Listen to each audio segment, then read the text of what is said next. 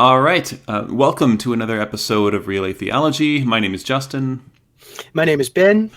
Today we are going to talk about miracles, specifically Hume's kind of infamous argument against the believability of miracles based on I think certain infamous is a requirements. good choice of words.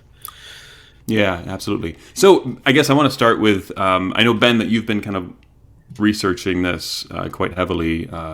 I guess what got you interested in this?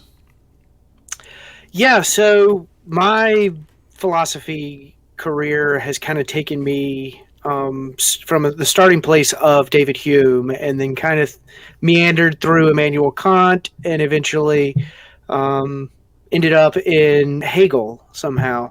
And so after I really put a lot of time into my Hegel project, I kind of came back to David Hume because I felt like I had grown so much and learned so much. I wanted to kind of re-explore David Hume from fresh eyes. And so in the process of doing that, I thought that Hume's Of Miracles was kind of the perfect place to dive in. And so I wrote a couple of discussion briefs and I read several papers and then I read several books and then I developed some notes. And so this is kind of the culmination of a long project of several years of just kind of playing around with Hume's philosophy and what we can glean from David Hume in our understanding of where the debate on belief in miracles is today.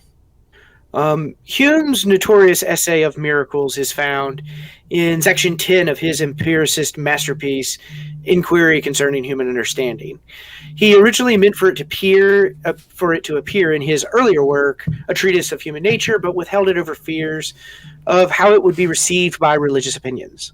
Other than Hume's skeptical arguments regarding inductive reasoning, Of Miracles is probably his most vigorously contested reasoning. It certainly got the attention of his contemporaries, people like George Campbell and Richard Price, and the debate continues to this day 250 years later. There's still many interesting papers being written and books written on whether or not Hume's argument is successful or whether it's just kind of sophistry that we of a bygone era that we don't need to pay much attention to. All right. Interesting. So I guess when kind of looking at this argument for miracles, where is the ideal place to start when considering the argument? So you might think that just diving right into the first sentences of the essay in section 10 would be the best place to kind of dive into Of Miracles. Well, actually, the best place to dive in is in section 6 of the inquiry, because in a footnote, the very beginning of that section, Hume makes a distinction between proofs and probabilities. And this distinction is really important. So proofs in Hume and John Locke's sense are arguments involving exceptionless or infallible experience and provide us the last degree of assurance of an event's occurrence. So Hume says, Mr. Locke divides all arguments into demonstrative and probable. In this view, we must say that it is only probable all men must die, or that the sun will rise tomorrow. But to conform our language more to common use, we ought to divide arguments into demonstrations, proofs, and probabilities. By proofs, meaning such arguments from experience as leave no room for doubt or opposition. So the occurrence of events supported by arguments Hume calls proofs are expected with the highest degree of probability. So Hume calls probabilities those arguments where our observations of past occurrences of an event are mixed. He thinks the probability of an event occurring is proportional to the frequency of past occurrences in similar kinds of circumstances. So he says, in all cases, we must balance the opposite experiments where they are opposite and deduct the smaller number from the greater in order to know the exact force of the superior evidence.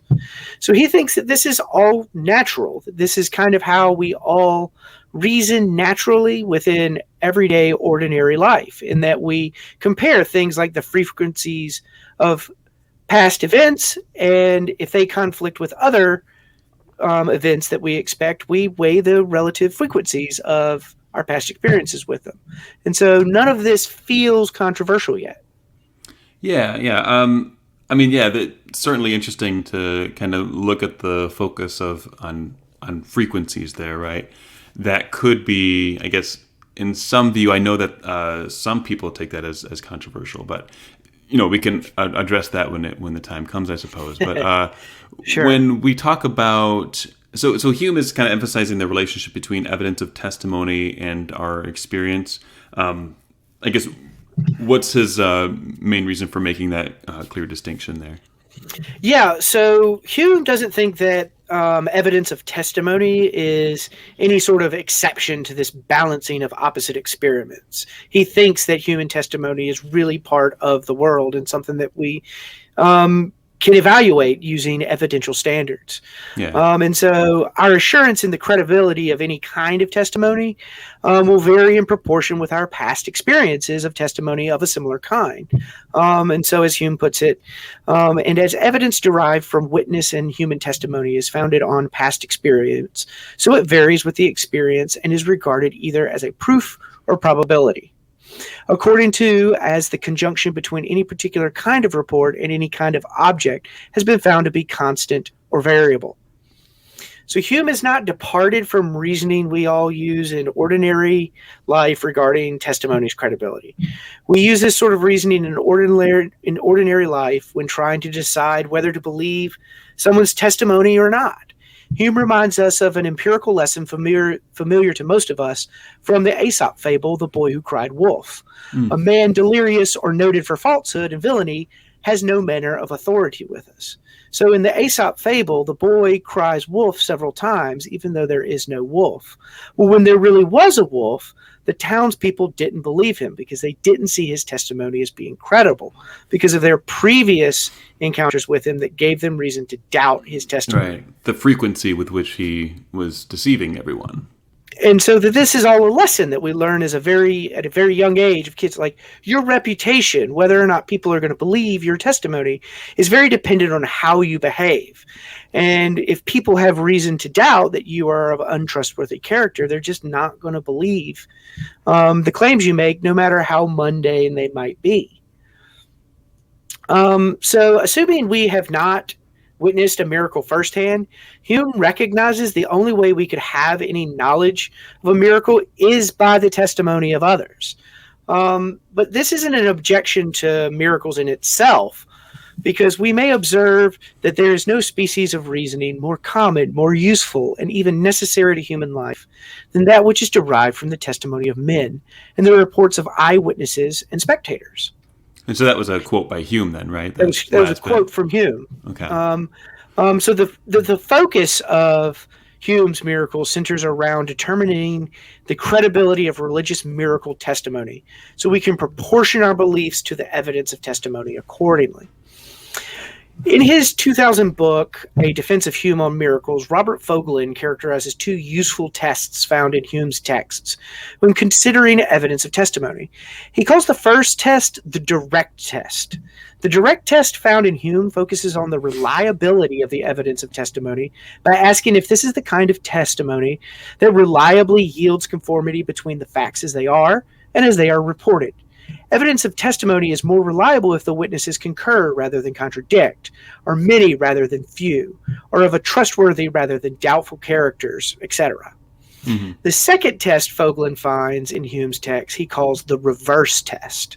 The reverse test focuses on the prior probability a miracle occurred without considering the evidence of testimony supporting it.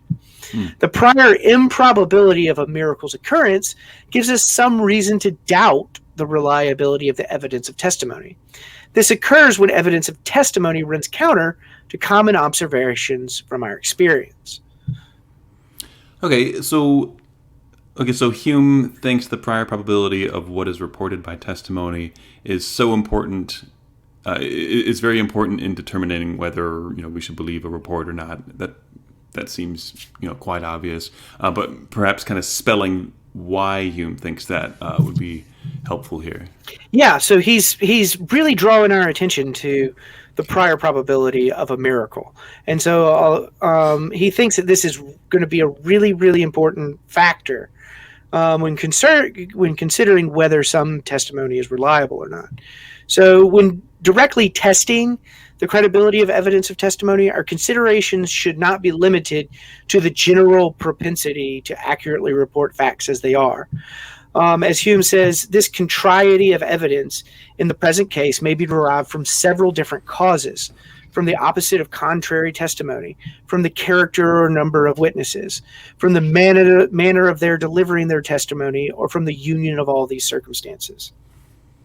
But then Hume deliberately draws our attention to a very specific case, where the fact which testimony endeavors to establish partakes of the extraordinary and the miraculous, or the extraordinary and the marvelous. In that case, the evidence resulting from the testimony admits of a diminution, greater or less in proportion to the fact, is more or less unusual. Again, this is a quote from Hume. Right, right. So when considering miracle testimony, Hume claims we should evaluate the reliability of the miracle testimony by paying particular close attention to the prior probability the miracle did not occur. And so here's another quote from Hume.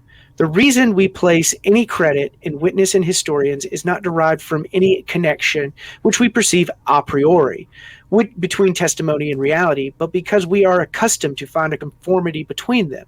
But when the fact attested is such a one as seldom fallen under our observation, here is a contest of two opposite experiences, of which the one destroys the other as far as its force goes, and the superior can only operate on the mind by the force which remains. His point is that the prior probability of an event can often give us reason to doubt the reliability of testimony reporting it. Hume uses the example of Cato, who was widely regarded in his time as a reliable authority. He says, I should not believe such a story were it told to me by Cato, was a proverbial saying in Rome, and even during the lifetime of that philosophical patriot. The incredibility of a fact, it was allowed, might invalidate so great an authority. So he's saying that, look, some claims can just be so wild, can be so, have such a low prior probability that even the most reliable of authorities would not be able to convince us that they had really occurred. Okay. So I know this is another controversial aspect of it, but I guess where we could move to next is kind of Hume's definition of a miracle. I know that there's some kind of push and pull with regard to how he conceives of a miracle versus how, I guess, a lot of people objecting to the argument object in this particular sense. So how does Hume define the concept of a miracle in his writing here?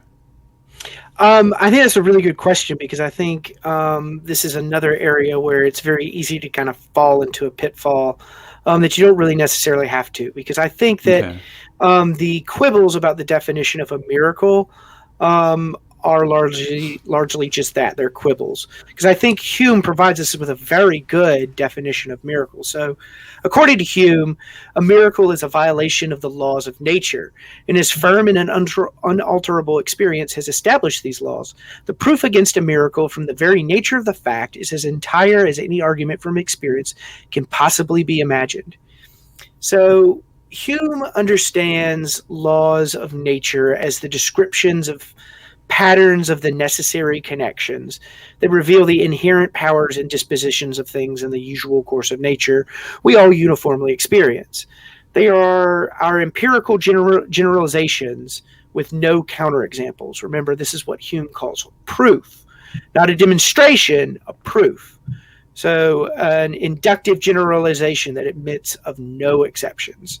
And so he uses examples like all men must die, that lead cannot of itself remain suspended in the air, that fire consumes wood and is extinguished by water.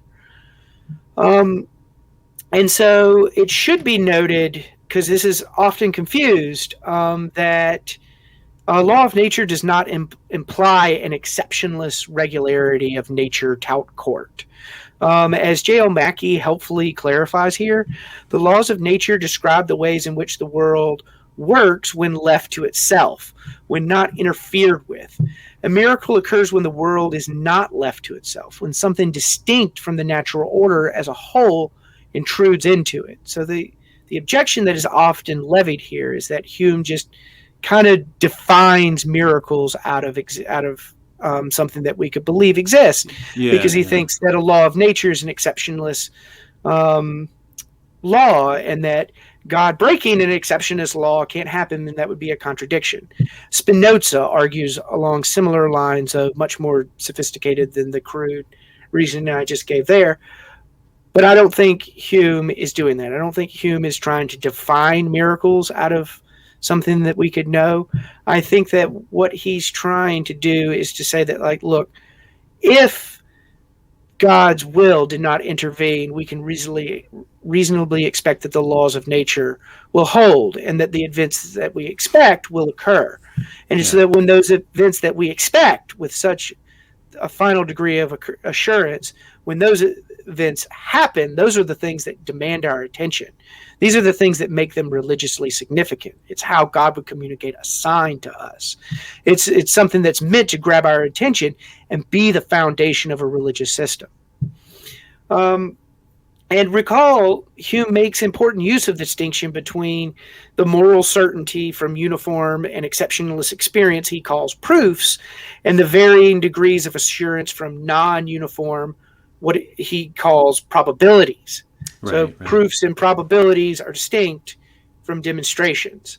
He tries to take the technical language that we might find in probability and bring it more to everyday, ordinary use, because he thinks that people are going to be able to see that, hey, the argument that he's putting forward is no different than if we were examining the evidence of testimony for things like witches or fairies or gremlins. He thinks that all of these things fall into those extraordinary, marvelous / violation of laws of nature type category.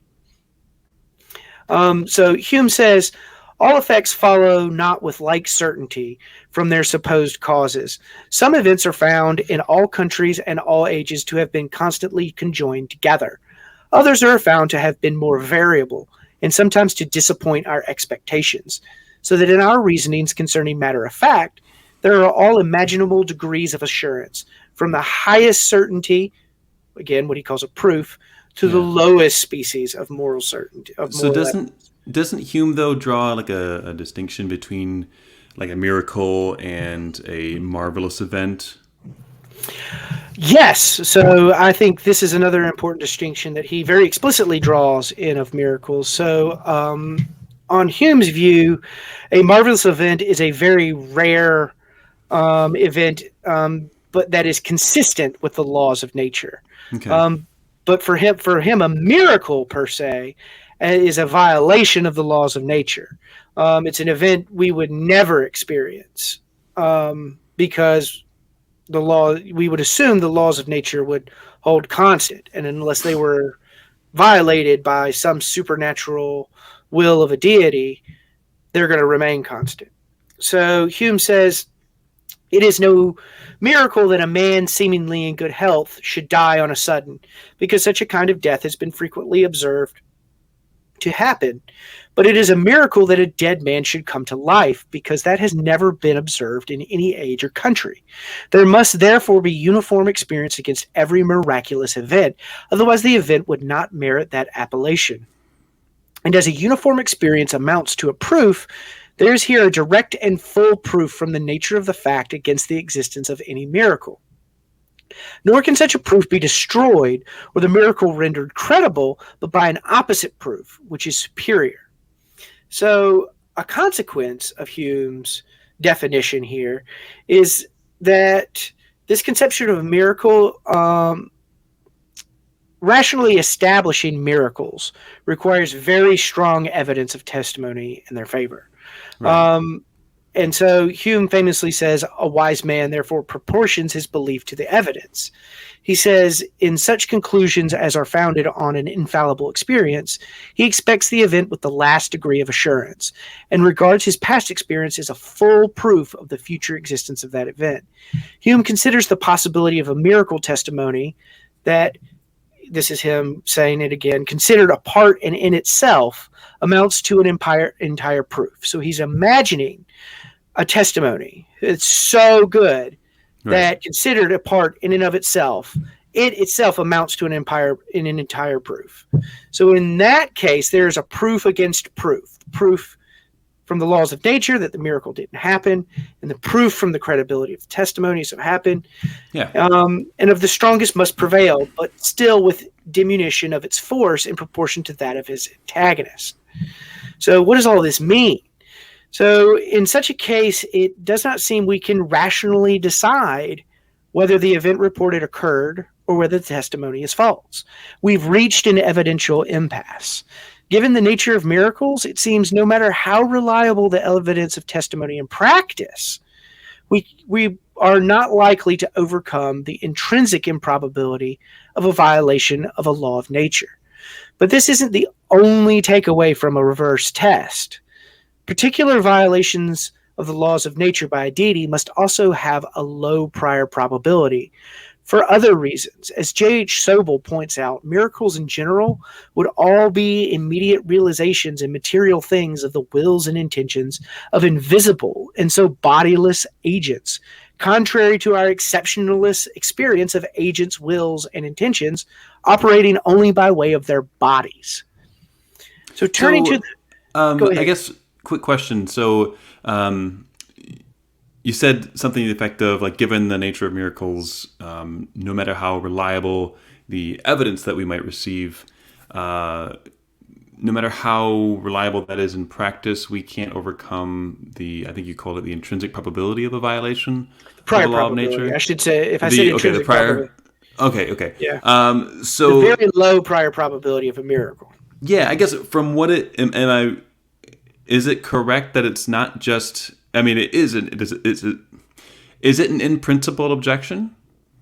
It's not an in principle objection. It's a very good question. It's an in practice objection. It's saying that, like, look, because the chips have fallen this way, right? You're just not going to be you have the unreliable. So we'll get into this in a second too. Yeah, I mean, I guess what I'm saying is that given the fact that the history of regularity of nature is there, given that that's in our background knowledge, it's always going to be the case that that's going to trump any testimony, no matter how great of quality it is. Is that what he's saying? Because it seems like that's what he's saying. So he's saying it in an in practice sense. So there's two ways you can interpret this. You can say that he's given an in principle objection, where you're saying that, look, even in principle, there's no amount of testimony that could overcome the prior improbability of a miracle. Okay. But I don't think that that's the case. I think he's giving what Gregory Dawes calls a de facto objection to miracles. He's saying that, look, sure, in practice, these sorts of testimonies are so unreliable, and the prior improbability of a miracle is so incredibly low that even if we were to come up with the evidence that he imagines in this scenario, that still wouldn't be enough evidence for us to overturn the laws of nature, to think that the laws of nature were actually overturned. So R.F. Armid of Cambridge University gives a very good example of this. So he asks us to imagine three different thermometers in water. And so we look at the first, and we're told that all three of these buckets of water are not boiling. And so the first thermometer says, look, the water in this bucket is about 70 degrees Fahrenheit. And so you might go, okay, that sounds about right. That seems to be what we would expect. The second bucket says that the water is about 180 degrees or to 205 degrees. And so you'd think, you put your hand in the water and it seems kind of warm. You go, that doesn't seem right. There must be something wrong with the measuring. But then you look at the third one and it says that it's 340 degrees Fahrenheit. And you stick your hand in it and it's not boiling. You go, okay, there's something wrong with this. There's definitely something wrong with this thermometer. And so it wouldn't be, even if you were to put more thermometers in the bottles, this third bucket of water, and they all read that it was 345 degrees Fahrenheit, you would still be justified in thinking that something else is going on. Yeah. That the laws of nature have not been violated, but there's something wrong with our instrumentation.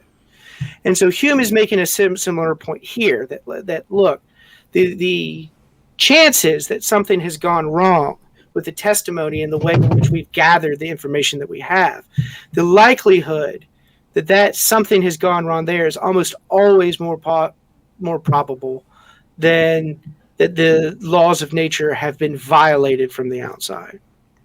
Yeah, no, I guess from me it sounds like that is going to be...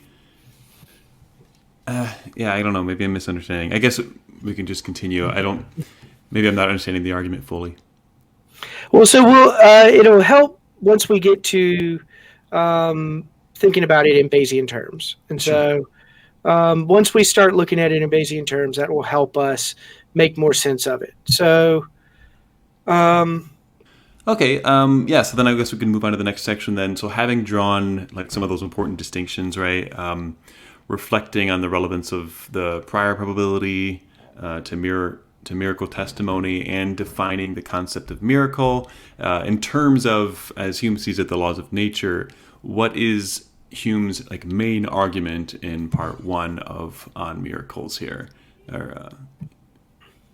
Yeah, so Hume teases us at the beginning by saying that he believes he's found an everlasting check to all kinds of superstitious delusion, and consequently will be useful as long as the world endures. And so the central part of part one found in Hume's Of Miracles is that the rationality of believing miracle testimony depends on weighing the varieties of conformity between testimony and reality against the probability of event that has seldom fallen under our observation. It is this active weighing of probabilities that Hume finds so important, because a wise man proportions his belief to the evidence. He does not think we should believe a miracle has occurred on the basis of miracle testimony if the probability of the testimony's falsehood is less than the probability of the violation of the law of nature. Hume ends part one of his Of Miracles with what J.H. Sobel has called Hume's theorem. And so Hume says, no testimony is sufficient to establish a miracle unless the testimony be of such a kind that its falsehood would be more miraculous than the fact which it endeavors to establish. Hume goes on to illustrate this with the resurrection of Christ. When anyone tells me that he saw a dead man restored to life, I immediately consider with myself whether it be more probable that this person should either deceive or be deceived, or that the fact which he relates should really have happened. I weigh the one miracle against the other and always reject the greater miracle. So there are interpretations of Hume's theorem entailed by the Kolmogorov axioms of probability and the definition of conditional probability. So at least some interpretations are uncontroversially true. What's more controversial is what implications such principles have for what we should believe. Hume's theorem has the interesting implication that if you believe testimony of a religious nature is sufficient to establish a resurrection as more probable than not, given testimony in its favor, then you must also believe a resurrection is more probable than the falsehood of religious testimony for a resurrection. That's what Hume believes is his everlasting check. For the Christian, Hume gives them a necessary condition to command his belief or opinion, or establish the miracle as credible. But this necessary condition is a very high bar. So this comes back to your question of, is it an in principle or a de facto objection? Yeah, I think it's a de facto objection, because he's saying, look, here's a necessary condition, and you're almost certainly not going to get to this necessary condition. You're not going to be in possession of miracle testimony whose falsity would be more miraculous, that is to say, less probable than a violation of the laws of nature. Yeah, I guess to say that it's merely de facto, though, wouldn't we maybe I'm misunderstanding. Wouldn't we need to at least be able to conceive of the possibility, at least describe a coherent state of affairs in which we have miraculous testimony that rationally brings us to a miracle on Hume's view? Well, so that's a really good question, because Hume tries to do that. So he tries to show what it might look like for us to all believe that a miracle had actually occurred. He tries to imagine that the earth was covered in 8 days of darkness. Well, on the basis of testimony, though, I guess. On the basis of testimony, yes. So this is not directly perceiving it. Yes.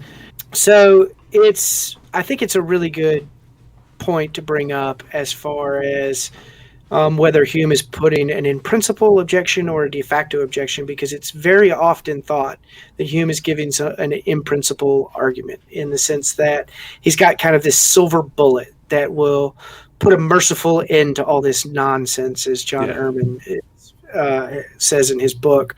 But I don't think that's what Hume's doing, because if that's what Hume was doing, he wouldn't have to go and give us all this empirical evidence. He would just have the silver bullet. He would use the silver bullet, and he wouldn't have to say all this other stuff. And so I think it's because he says all this other stuff that he's saying, no, look, we're weighing evidence. The evidence could come out certain ways. It just so happens that all in practice, all the evidence we have against a miracle is really, really high. Yeah. So I guess, and a miracle by its very nature is the most improbable event possible. Yeah, and so if I guess you've got you a could proof, say you're weighing a proof, what Hume calls a proof, you're weighing it against a probability. right. You need the probability to outweigh the proof. Well, how do you do that? In practice. Yeah, you got to find an example of a proof through testimony. You're not saying that it can't you're not saying in principle that it can't happen, but you're asking, what would it even look like? Hume doesn't even, we've never experienced the kind of testimony. We would need something that looks much more like a very controlled science experiment that involved many, many independent witnesses. Yeah. Well, I guess kind of playing with that idea, what if it were the case that, I don't know. I don't know. It's hard to think of this, right? Because one of the examples given, not in the of miracles, but in the dialogues concerning natural religion, Cleanthes, the character, one of Hume's characters, imagines, a booming voice from the stars that spoke in a language that everyone could understand universally, and that stars rearrange themselves into patterns to give us messages that everyone could universally read. So unless everyone was deluded in the exact same way, then that would be quite a miraculous thing, and that would arguably be the proof. Thing. Yeah, that would be quite a minute. But so what Hume says here is very interesting, because he would say that, look, even in that imagined scenario, you would still have to take into account things like the skills of professional illusionists. Is this some very elaborate magic trick? Your confidence in that a miracle would still be very low. You would have that crazy, but you would still, those two proofs would be fighting each other, and it would only just very slightly lean in favor. So you wouldn't have any assurance that you had that this was a particular violation of a law of nature by the volition of a divine will would still be very, very, very, very small. You would still be, if you were using that as the foundation of a religion, it would still be on pretty shaky ground. Yeah, it would be like many, many years, that bucket of water with thermometers, putting many, many different thermometers in it under different conditions with and you were still getting this weird anomalous result. Even then, even if you were just convinced that all of these measuring instruments were right, you would still only have a very small confidence that the laws of nature had somehow been suspended or violated. Hume still thinks that because of all of our past experience, we are justified in moving forward in our inquiry as if there's some natural explanation consistent with the laws of nature that we should look for. Even if we don't know what that explanation is, we're justified in looking for one. Yeah. Okay. Yeah, interesting. So this is kind of the enduring argument that Hume stirred up so much controversy with, and that people have been discussing for years and years afterwards, and it will still continue to discuss. Its impact is certainly felt today. I mentioned Arif Ahmed earlier, and he famously debated the eminent New Testament scholar Gary Habermas on the bodily resurrection of Jesus based on the eyewitness accounts given in the Gospels. And so Dr. Ahmed's argument certainly echoes Hume's. So in the debate that he does with him, then? In the debate, if it's on YouTube, I highly recommend going to watch it. So the Dr. Ahmed, he gives three premises. An argument with three premises. So the first premise is if two hypotheses are compatible with the evidence, we should prefer the one that we expect to be more frequent given evidence of that type. So this is analogous to Hume's theorem. Right. The second premise is we have frequently observed and verified beyond doubt cases of independent and educated witnesses testifying at the time to something that didn't happen. So these are the results that you would get from what Vogelin called the direct test. Right. And then the third premise is we have never observed and verified cases of bodily reanimation after 3 days or of solid bodies passing through rock. So these are the results that you would get from Hume's reverse test. So Dr. Ahmed concludes, therefore, it is more likely the witnesses got it wrong. So it's striking just how close this argument is to Hume's words. In his first premise, Dr. Ahmed claims that other things being equal, we should prefer the hypothesis that we expect to be more frequent given evidence of that type. This is close to Hume's theorem and is close to Hume's own words that we must balance the opposite experiments where they are opposite and deduct the smaller from the greater. The third premise, that we have never observed and verified cases of bodily resurrection, is a result from the reverse test. The prior probability of a miracle is very low indeed, and the proof against a miracle from the very nature of the fact is as entire as any argument from experience can possibly be imagined. All that's left to consider in Dr. Ahmed's argument is the second empirical premise that independent and educated witnesses occasionally give false testimony. To this point, Hume has not said much about the empirical case for the reliability of miracle testimony, but he has alluded to their unreliability. We are left with the question posed by Hume: is it more probable witnesses should either deceive or be deceived, or that the fact that they relate should really have happened? We must weigh the one miracle against the other and always reject the greater miracle. Interesting. Yeah, no, so maybe that's a good place to kind of end this first part, whereas in the next part we can kind of get into the general unreliability religious claim here. Yeah. Hume is going to very much unpack that in part 2 of Miracles. That's why he goes on to write so much more on the unreliability of religious miracle testimony. Yeah, so where we left off in part 1 is Hume had just given his theorem, where he is saying that kind of the everlasting check that he wants to say is when we're considering miracle testimony, we want to see whether or not the falsehood of that miracle testimony would be more miraculous than the event which it seeks to establish. Right. So if he does that, then what's the need for the part 2? Why the sequel? Yeah, that's a very good question, because part 1 of Hume's Miracles is he gets his basic argument on the table. He does it in 13 paragraphs over 5 pages.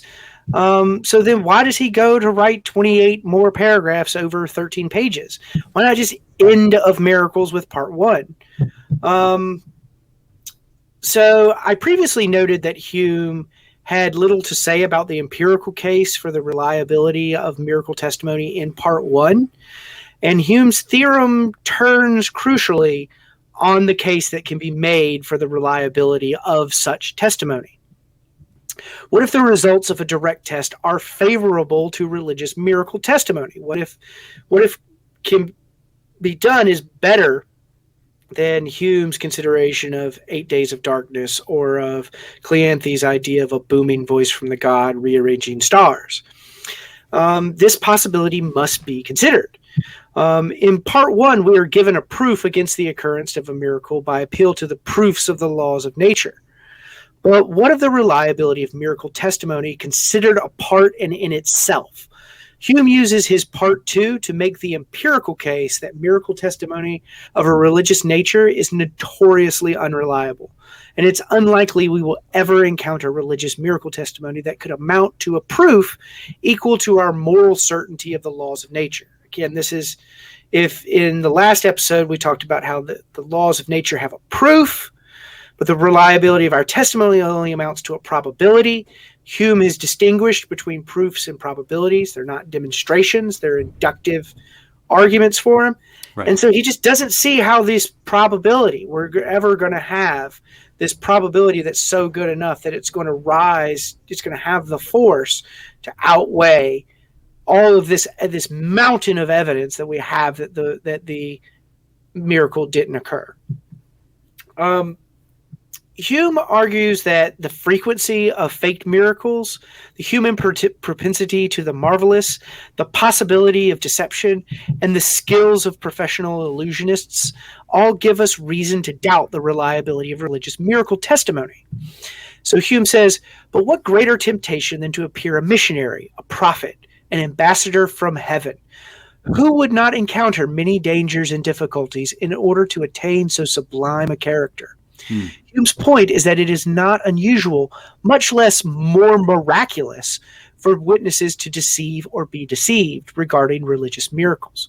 The human mind has a psychological tendency to believe what is strange and marvelous, and this should make us suspicious of religious miracle testimony in general. So Hume has several things to say here. He says, the passion of surprise and wonder arising from miracles, being an agreeable emotion, gives a sensible tendency towards the belief of those events from which it is derived. With what greediness are the miracle accounts of travelers received? The many instances of forged miracles and prophecies and supernatural events, which in all ages have either been detected by contrary evidence, or which detect themselves by their absurdity, prove sufficiently the strong propensity of mankind to the extraordinary and the marvelous, and ought reasonably to beget a suspicion against all relations of this kind. The smallest spark may here kindle into the greatest flame, because the materials are always prepared for it. The gazing populace receive greedily, without examination, whether sooths superstition and promotes wonder. Hume gives a thorough empirical case for the unreliability of miracle testimony of a religious nature. Argues we have a strong propensity towards the marvelous. We have many examples of false miracle testimony, and the religious miracle testimonies of competing religious traditions destroy the credibility of one another. All of this counts against the reliability of testimony of this kind.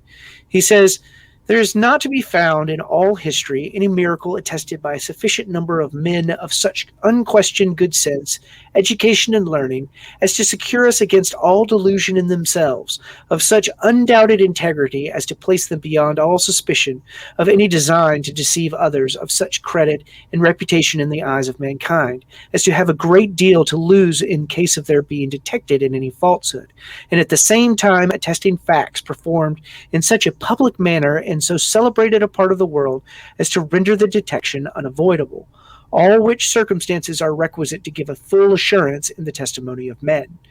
With all of this in place, Hume is ready to state his maxim worthy of our attention, to serve as an everlasting check to all kinds of superstitious delusions. All right, well then let's get to it. What is Hume's maxim, and I guess what do you see as its legacy for people interested in philosophy of religion? So recall Hume has drawn an important distinction between a probability and a proof. Again, I can't emphasize enough just how important this distinction is. Right, right. Um, a proof is an exceptionalist argument founded on an infallible experience, expecting the event with the last degree of assurance. And a probability is an argument with mixed observations, and our assurance admits of a diminution, greater or less in proportion as the fact is more or less unusual. In Hume's final analysis, Hume argues the laws of nature are supported by a proof, but miracle testimony does not even amount to a probability. But according to Hume's theorem, we must balance the opposite experiments where they are opposite and deduct the smaller number from the greater. If miracle testimony, much less religious miracle testimony, cannot even rise to the level of a probability, then we have no evidential support for a violation of a law of nature, much less a transgression of a law of nature by a particular volition of the deity or by the interposition of some invisible agent. Upon the whole, this is Hume's words here. Yeah. Upon the whole, then, it appears that no testimony for any kind of miracle has ever amounted to a probability, much less to a proof. We may establish it as a maxim that no human testimony can have such force as to prove a miracle and make it a just foundation for any such system of religion. Interesting. Yeah. So I guess what's like the endearing lesson you kind of pull from of miracles here? So I see Hume's maxim as a methodological rule rather than a metaphysical proposition. So I don't think Hume is making the ontological claim that miracles never happen, nor is he arguing that we could never, in principle, know about the occurrence of a miracle, but he is arguing we are justified in practice in proceeding in our inquiries as if the laws of nature remain constant, right, and the miracle testimony is somehow mistaken. Claim. It's an epistemological claim. Yeah. Hume's main argument in part one is to convince us the evidence we need for the reliability of a miracle testimony is not the evidence we have. And he uses part two to convince us the evidence we need is unlikely to be something we will ever encounter in practice. So Hume's maxim as a methodological rule is entailed by at least two plausible claims. So the first of those claims is, if the unreliability of testimony is more probable than the event it reports, then the testimony is not credible, so we should not believe it. The second claim is the unreliability of religious miracle testimony is more probable than the miracles they report. So that first claim is just the restatement of Hume's theorem, and that second claim is the case that we make against miracle testimony. That's also factored. Well, yeah, but you're also you get two pieces. You get the empirical case from part two. The comparison. You get the results of the reverse test and the direct test. Yes. Both of those tests do not help miracles, but the results of both of those tests count against believing that the miracle has occurred. The first premise is Hume's theorem, set as the standard by which miracle testimony is deemed credible enough to command our opinion.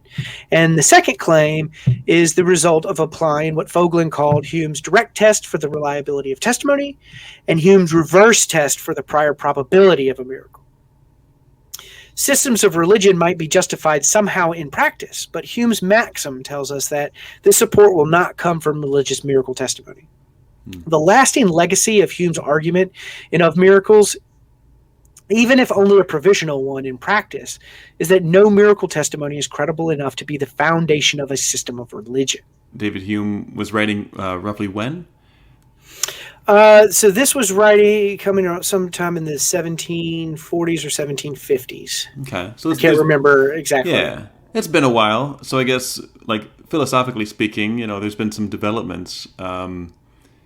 Are there any kind of further insights that those kind of developments have been able to provide? Yeah, so that's where this debate really gets interesting. So about the same time that Hume publishes of miracles, the development of the probability calculus was really coming into its own with a figure named Thomas Bayes, who we get the name Bayes' theorem from. And so Bayesianism is kind of a feature, a tool that we find very common in philosophical analyses of all sorts of different things. And so it can actually be used as a tool to help illuminate this 18th century controversy all those years later. And so far, I have been distinguishing between the credibility of testimony and the reliability of testimony. And so that's not an accident, because in Bayesian terms, the credibility of testimony is what is called the posterior probability, or the probability the event the testimony reports actually occurred given the testimony reporting it. Right. This should be distinguished between the reliability of testimony, which is the likelihood the testimony reports the miracle given the miracle actually occurred. And so it's very easy to confuse these two things. So Bayes' theorem, one of the things that it allows us to do is to establish a distinction like this and to help us not make this mistake and get these two very different things confused. And confusing them is a very, very big mistake in probability theory. So Bayes' theorem is a consequence of the Kolmogorov axioms of probability and the definition of conditional probability, and it allows us to calculate the credibility of a miracle testimony in terms of the reliability of the miracle testimony and the prior probability of a miracle. So, given this Bayesian analysis, there are three probability judgments we are most concerned about if we want to calculate whether some miracle testimony is credible. So this is what Bayes' theorem helps us do. So the three terms that we're interested in are the prior probability of a miracle, the likelihood the miracle testimony is reliable, and the likelihood the miracle testimony is unreliable. Let's assume the reliability of the miracle testimony is equal to 1 minus the likelihood the miracle testimony is unreliable.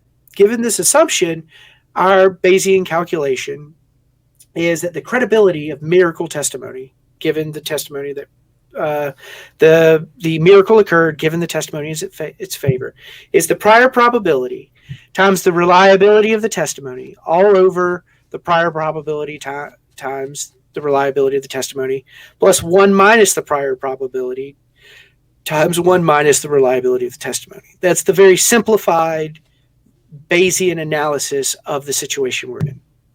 This equation allows us to calculate the credibility of testimony by comparing or weighing the probability of the reliability of the testimony with the prior probability of what the testimony reports, which is exactly what Hume's of miracles would have us do. That's what his theorem tells us we should do. We are weighing the results of the direct test and the reverse test. There are three important consequences of this equation.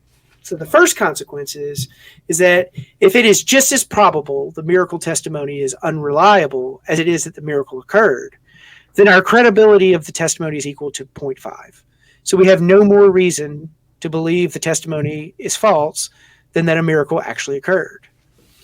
The second consequence of this is that if it is more probable the miracle testimony is unreliable than the miracle occurred, then the credibility of the testimony is less than 0.05. So it does not meet the Bayesian standard of credibility. So Hume's maxim is going to be that, look, in practice, this is the way the equation always comes out. It's always in practice going to be less than 0.5. And then that's why no miracle can be used to establish a system of religion. And so the third consequence, if it is more probable the miracle occurred than the miracle testimony is mistaken, then the posterior probability is greater than 0.5. This is the result the Christian wants from the Bayesian calculation, but is in practice very unlikely that it's going to get it. So I guess other than the resurrection, are there other kind of claims that this approach can be brought to bear on? So I think so, and I think there's actually a pretty interesting one that Matthew McCormick has pointed out in his book.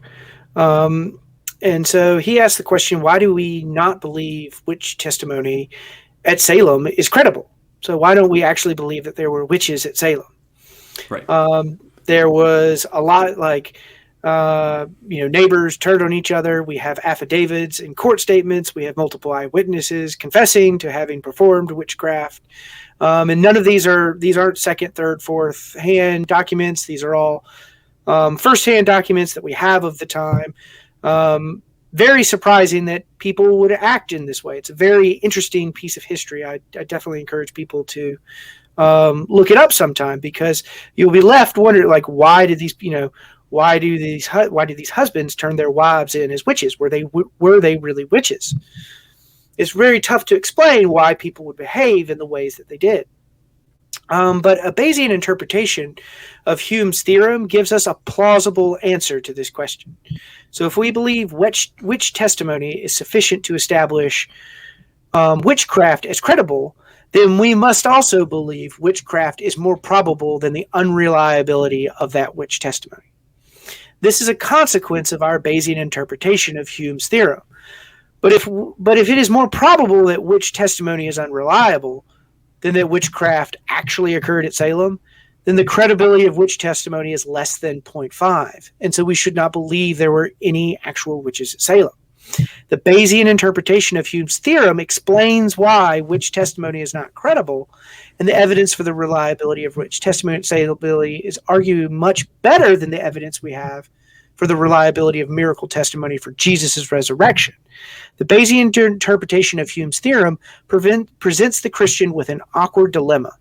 They can either admit there was actually witchcraft in Salem, or they must explain why it's rational to believe in Jesus' resurrection, but not witchcraft at Salem, without appealing to a Bayesian interpretation of Hume's theorem. It seems the Christian has the work cut out for them. So I know that there are like a number of objections, and we've kind of maybe hinted at a few of them already at this point. I guess, what do you think are some of the more difficult ones to wrestle with regard to, Hume's general argument here? So there's a lot of objections out there towards Hume, and I'm going to say that I think that a lot of them are just really bad, because I think they either involve a misunderstanding of what Hume is saying, or just a really bad interpretation of what Hume is saying, just not quite getting it. But I do think that there are some very good, important objections, and so I think the two of the most important ones come from the same person, which is a contemporary of David Hume named Richard Price. And so he raises two objections to Hume's of miracles. The first is evidence of miracle testimony could possibly outweigh the evidence for the law of nature. So you pressed this objection earlier in that, there must be some possibility that the evidence could possibly outweigh the law of nature and be in favor of the miracle testimony.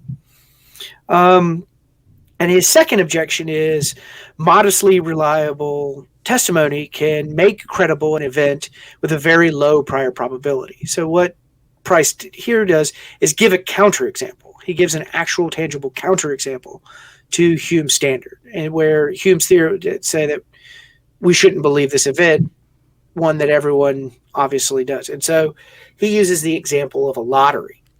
So he says the improbability of drawing a lottery in any particular assigned manner, independently of the evidence of testimony or of our own sense, acquainting us that it has been drawn in that manner, is such as exceeds all conception. And yet the testimony of a newspaper or of any common man is sufficient to put us out of doubt about it. In the first of these objections, Hume can agree the evidence of miracle testimony could possibly outweigh the evidence for a law of nature. And so I've alluded to, I haven't quite explained it yet, but Hume alludes to this in Of Miracles. He gives the example of, suppose all authors in all languages agree that from the 1st of January 1600, there was a total darkness over the whole earth for 8 days. Suppose that the tradition of this extraordinary event is still strong and lively among the people, that all travelers who return from foreign countries bring us accounts of the same tradition without the least variation or contradiction. It is evident that our present philosophers, instead of doubting the fact, ought to receive it as certain, and ought to search for the causes whence it might be derived.